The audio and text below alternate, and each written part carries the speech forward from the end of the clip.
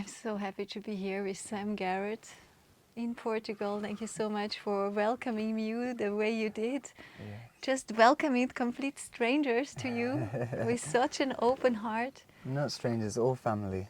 All family. Thank you for the beautiful exchange we just had. Yes. And I think we don't need to present Sam Garrett so much, this beautiful songwriter who enhances so many lives through his songs, and that just comes through you. And I just experienced myself a wonderful healing session with a woman who had cancer because we were just singing your song. And maybe you just tell us a bit about you. I mean, you're just singing and enchanting the world around you, and you're always like following your heart. And we can really feel this pure presence coming through you and bringing forth to the world. Maybe you want to say some words about you and your path? Yeah. I would just say firstly, greetings. It's a real pleasure, a real honor. And yeah, Coco got in touch with me and I invited her here to Portugal. Well, you're already in Portugal, but I invited you here to where I live. And yeah, it's just a really, like we were saying earlier in our conversation, that more and more it's like we are connecting these dots, and we're just coming together, you know, as one family, and remembering our place, remembering our truth, and who we truly are. And in that, it encompasses the whole world. The whole world becomes our family and is our family. So it's just a real joy, you know, to be here and to share in this way. So I just want to say thank you also for having me and inviting me onto your thing. So yeah, for myself, music started since I can remember. I think I said earlier, I don't have a time in my life where music wasn't present for me. So it's always just been a part of me somehow, and it's just been there. It's almost like a friend. I was saying to someone yesterday, it's like a friend that I always have, no matter what stage, no matter what waves, no matter what is happening in life. Music is always there. It's always been there, you know. So for me, music is really like a solace. It's a place where we can, like you say, you know, it's like we can feel home. It's a place where we all belong. And it's a place where, for me, was always very familiar.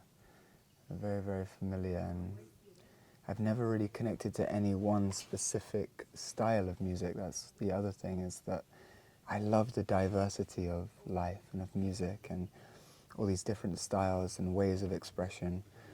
And so for myself, in the beginning, there was almost like this feeling or this pressure of like, well, who are you? What is your style? What is your thing, you know? And I never really had this sense that I have this one thing, like, okay, I'm this. Because I felt so connected to everything. And there were so many different cultures and traditions and I was interested in. And fortunately enough, I got to go to some of these places and actually experience this music, you know, devotional music and, you know, even gospel or any kind of music that is just in devotion to God, to life, and coming from that place, you know, it always drew me in somehow more than other music. And I think my first inspiration in that way was probably Bob Marley, because he spoke to my spirit in a way that other musicians, they also did, but he was singing about God, about upliftment, positive vibration, Rastaman vibration. And he was speaking about one love, coming together as one. So I think even from a young age, there was something with his music where I gravitated towards that, because it felt to me like it was holy music, spiritual music, sacred music. And then also India, getting to go to India and really to hear the kirtan and the bhajans and just be in that, in what they call the bhav, in that energy of devotion, the energy of the Most High, of God. And so yeah, my life just kind of led me in this way. And it's been like that somehow, just like a a river has its flow, it runs its course.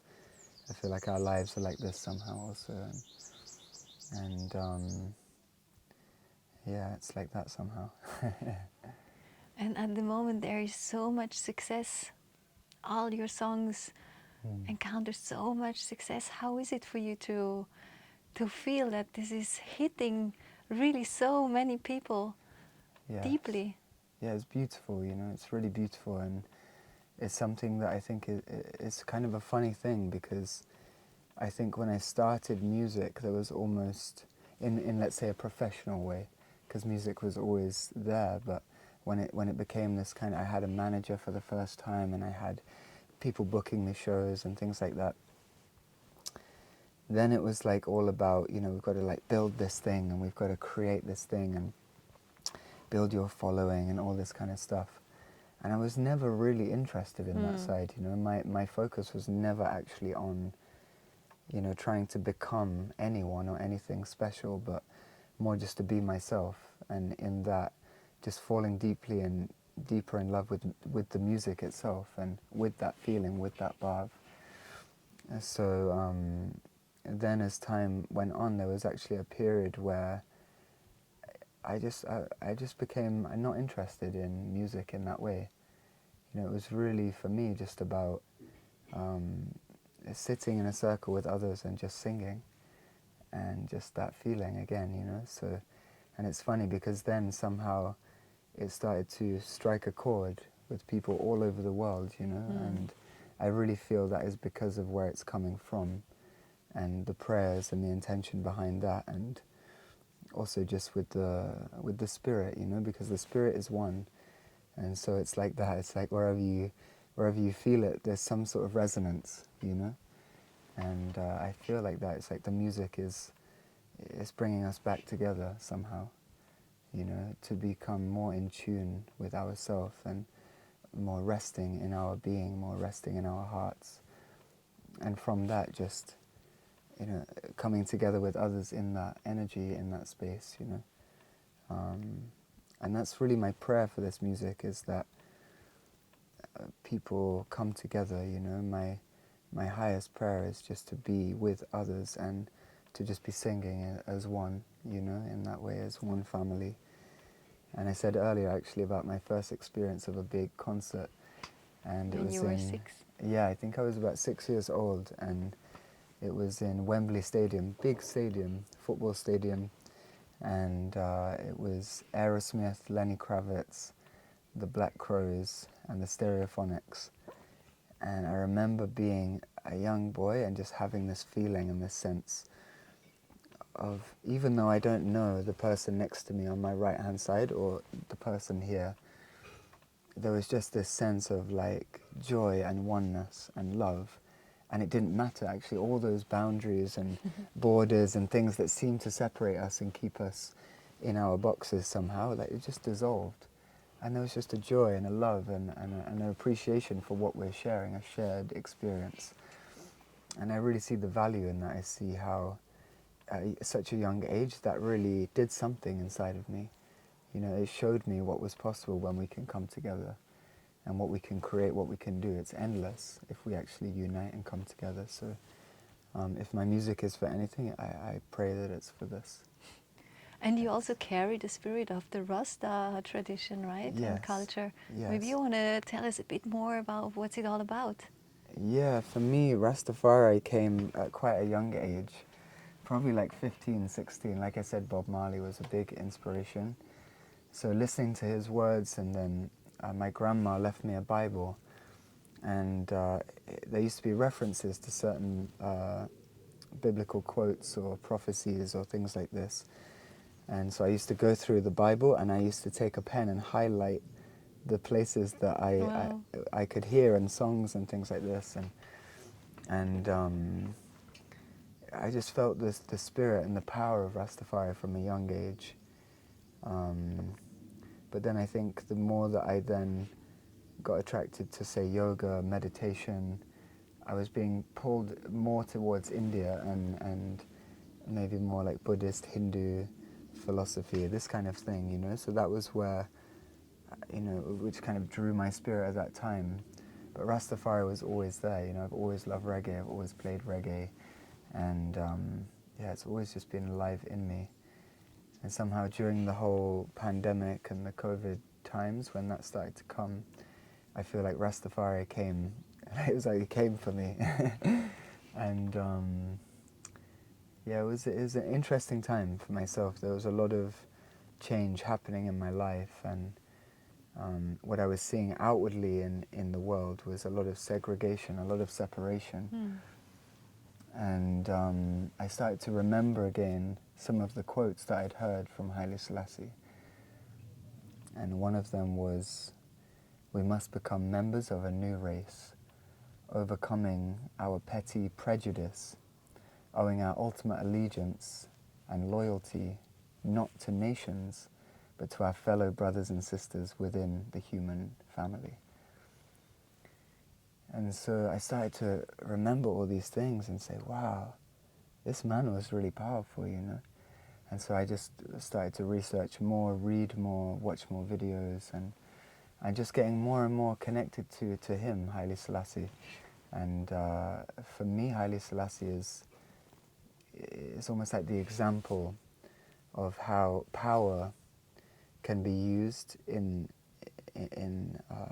a way that is good for all, is beneficial for all. It's not self-centered, it's not corrupt, it's not greedy. He really came to set the example of how it can be done. And really his work in the world was to achieve peace and harmony amongst all people of all places. And he visited all nations and sat with them trying to establish this harmony. And many people even would laugh at the things he said, you know, many people would mock him. But for me, he was a great inspiration and one that gives a lot of power and a lot of self-reliance. Rastafari is about self-reliance. It's not about leaning on others or anything else, but to really be in your own power, your own strength, and to do good in the world, to be of service in the world, and ultimately to come back to that place of one love, where there's only one of us. There's not you and me, there's not this or that. There's only I and I, because it comes from the same one. And so this is Rastafari for me. It has a very deep root and goes very deep inside my heart. Yeah, we can feel that. Yes. And also Muji. Yes. You're just around the Muji community Yeah. here, and yeah, you have passed much time with him. You also told me before that you had like this moment when you totally surrendered. Yes. Maybe you want to just talk about what happened exactly, and that you are now always the same. Yes. I think in life we face certain challenges and things that will come to test us. And very often it can feel sometimes like it's very heavy or too much, or you know, we just want to get away from something. But very often for me that has felt like a wake-up call. It's been a calling for a deeper transformation to happen. And I feel that at that time you're mentioning in my life, I was actually recording my new album in Hawaii. And then I went to California after Hawaii. And while I was in California, there were certain things just happening within myself and just around me that maybe I just started to notice that I was, you know, maybe losing an interest in certain things. And the focus or the attention was really like an anchor within myself that was almost like pulling me inside of myself more and more and more. And when I got back here to Portugal, I was just feeling so grateful to be here, you know, to just be in this nature and to be, like I say, close to Babaji and the family that's here, you know, with my daughter and everything. But it's just this deep sense of gratitude for life and for everything, not just for all the nice things, but for everything, for all the moments that I'd been through that have been really hard and really tough. But I kind of came to a place within myself where I said that I'm never going to compromise who I am to suit somebody else's projection I'm never going to live my life to try to satisfy other people's thoughts or beliefs about me. That I'm just going to live 100% in my heart and 100% with God. And whatever comes from that, it wasn't like an arrogant attitude, it was just this feeling somehow, like I just threw something away, and it was like, there's no going back, you know? It's like, this is it now. It's time to fully just rest inside and just to be one with yourself and one with all of life. And then I went to see Babaji, I went to see Muji, and I just sat in front of him, and it was a very powerful moment, you know, and I was just crying these tears, crying a lot of tears, but it wasn't of sadness somehow, it was just of this feeling, you know, it was so strong, it was so strong, it was like, wow. And it just needed to come out, it needed to be expressed, you know. And yeah, something in that was just cleared, you know, I let something go in that, in those tears. And from that point, you know, there's just been a very stable feeling inside myself. You know, I have this feeling of everything around me is always changing, and, you know, different people come and go, and the scenery, like Muji has this quote, he says, the scenery of life is always changing. The scenes are always changing, but the seer of them is not changing, is unchanging. And I feel in my heart that this is what we're really longing for, is to find that place of rest, of peace, of contentment, of coming home to oneself, you know. And if anything, my music is a reflection of this, is just coming from this place, you know, more and more. It's like, it's not in my doing or my action or my effort that I'm creating anything, actually. The Most High is just bringing it through, His Spirit is just bringing it through, you know. And yeah, it's very beautiful. And it really does. The songs just come to you, the melodies come to you, the songs, the words come to you. Yes. How does that go? Yeah, very often it's like that, it just comes, you know. I'm not planning to write a song. I don't sit down and think, today I'm going to write a song, and I'm going to...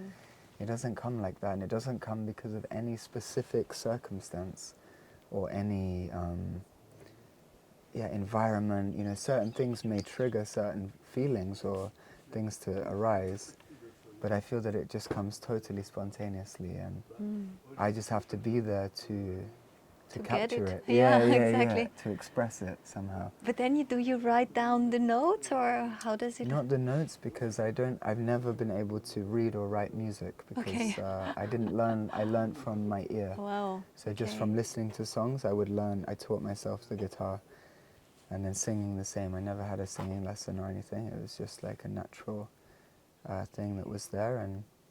And usually what I would do, get my phone, and I put my phone on record on my voice notes. Okay, sure. And then I sit and I just sing and I play, and sometimes a whole song can just come out, like, just comes. And even with the words directly? With the words sometimes, or it can just be the melody.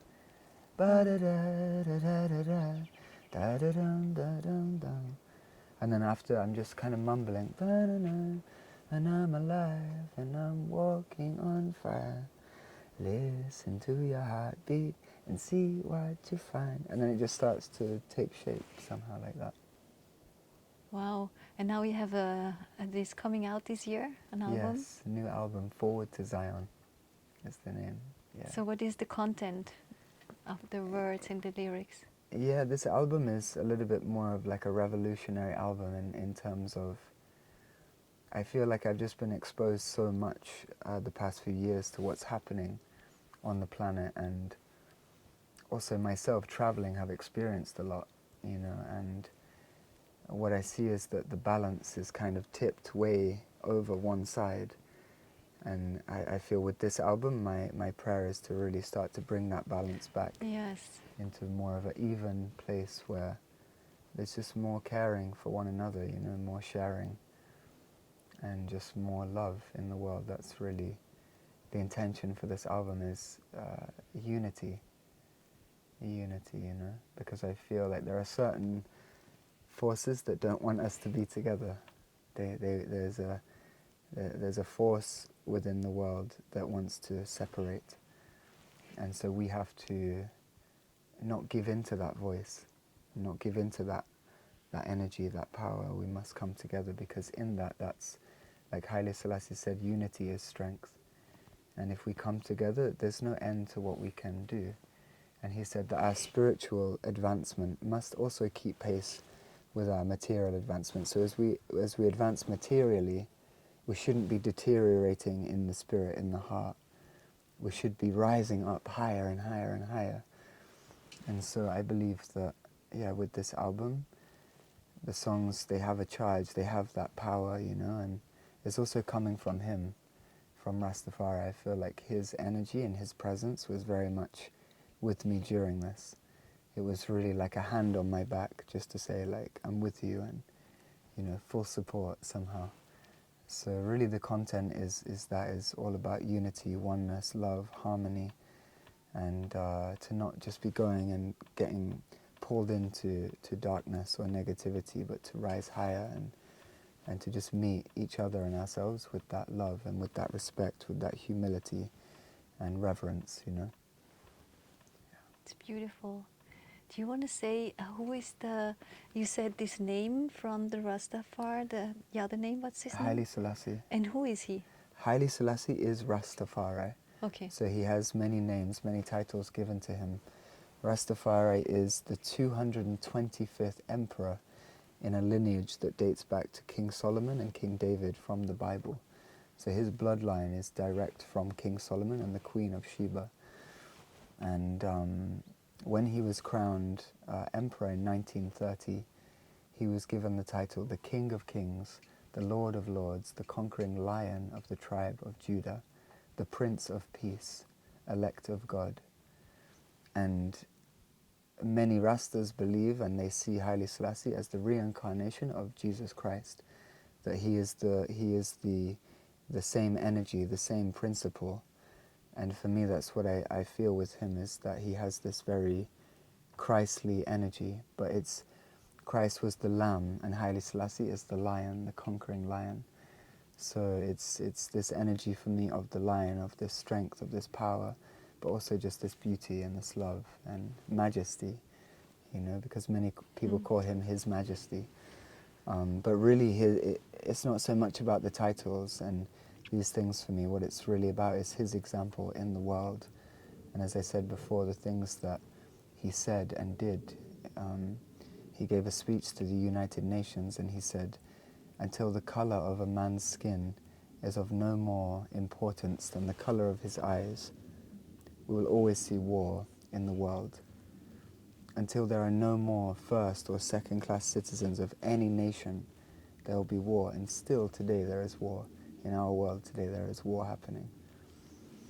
So I really believe that his words are prophecy, and that we must, not just him, but we look to the elders, we look to the wise ones, the wisdom keepers of any tradition.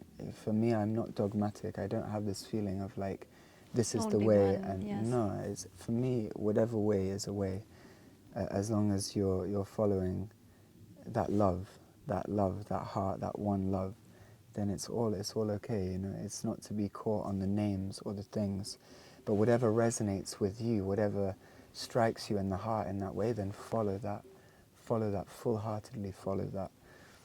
And so Rastafari is one of many beings for me who is very powerful, but it's significant in the sense that, like I said before, he was a king, he was an emperor, so he was in this position that we see today. Many people, prime ministers and presidents, in this position that he was in of power, but we don't see them using that power in a responsible way. We don't see them trying to bring more fairness, more equality, more harmony, more unity, more love, more care for the environment, for our home.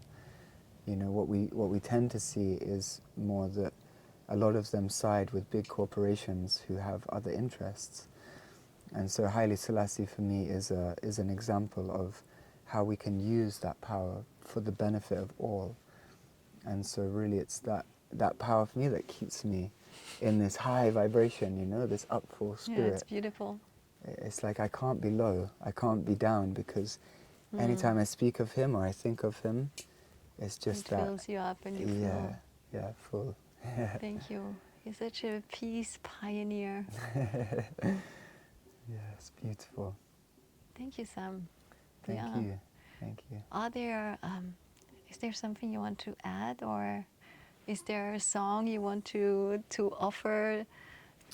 Well, I have a song that's going to be released actually on the 8th of March, and it's a song called Why They Make Us Cry, and it's really on this topic, you know, of what I see in the world and what we see world leaders doing, and the disparity, the inequality, the corruption, the greed. And it's really speaking to that, like why they make us cry when we can live in peace, we can live in harmony. It's really our birthright, and it's also it's a choice, you know, that we can make each day. It begins with us. Peace begins with us, and we must first find it within ourselves if we wish to see it in the world. So the more and more we can drop and dive deeper inside of our heart, resting in our heart, and from that place, whatever change is necessary to come, it will just come spontaneously from this place. And the song is really about this, you know, it's like, yes, we see all these things in the world happening, there's so much happening in the world, but don't lose hope, don't lose faith, you know, and don't lose yourself in life, because sometimes things can get very intense and very heavy, and we can become consumed by them. And when this happens, we lose ourselves, we dim our light, we compromise our light for something else, and it's almost like we trade it in, you know. But my encouragement is always just to stay in that love, to stay in that place within you, which is already free, is already whole, perfect, complete. There's nothing lacking there, there's nothing needed, everything is fine there. And from that place, then we can truly be of service in the world, we can truly help, we can truly give, you know. So that would be my encouragement. And yeah, just full love, full blessing, full prayers, and full joy. And thank you so much for having me. And Thank you so much. these conversations are really, really beautiful. So yeah, very grateful. Thank you, Sam. Thank you. Namaste. Namaste. Say hi.